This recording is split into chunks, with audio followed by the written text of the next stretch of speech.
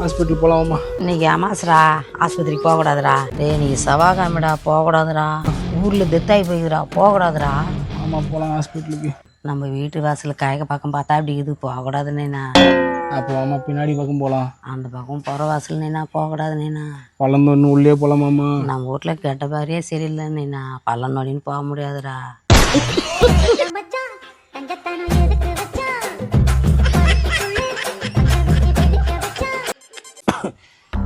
மா என்னடா டாக்டரு நீ வரவானா, நான் ஆம்புலன்ஸ் அனுப்புகிறேன், அதில் ஏறி வந்துடுன்னு சொன்னாருமா. நீனா ஆம்புலன்ஸ் வீட்டாண்ட வரக்கூடாதுடா. ஊரில் இருக்கிறவங்களாம் தப்பாக நினைப்பாங்கடா. அதுவும் நம்ம வீட்டாண்ட வேணாடா.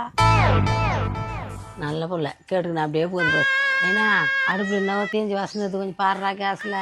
அடுப்பில் தீலம்மா, என் நுரையீரல்லாம் தீஞ்சு போயிடுமா.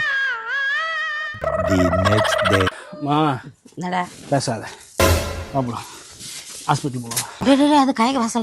அப்போ இப்படி போகலாமா? டே அது புற வாசல்றா. அப்பா இப்படி போகலாம். ஏறு.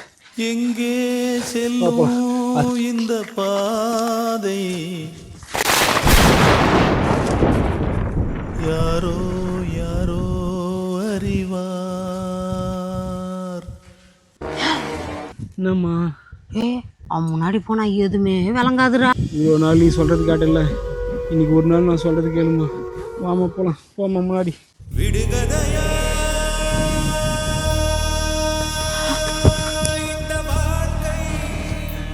சொன்னேன் அவன் எதிரில் போனா எதுவுமே விளங்காதுடான்னு. கேட்டியா என் பேச்ச?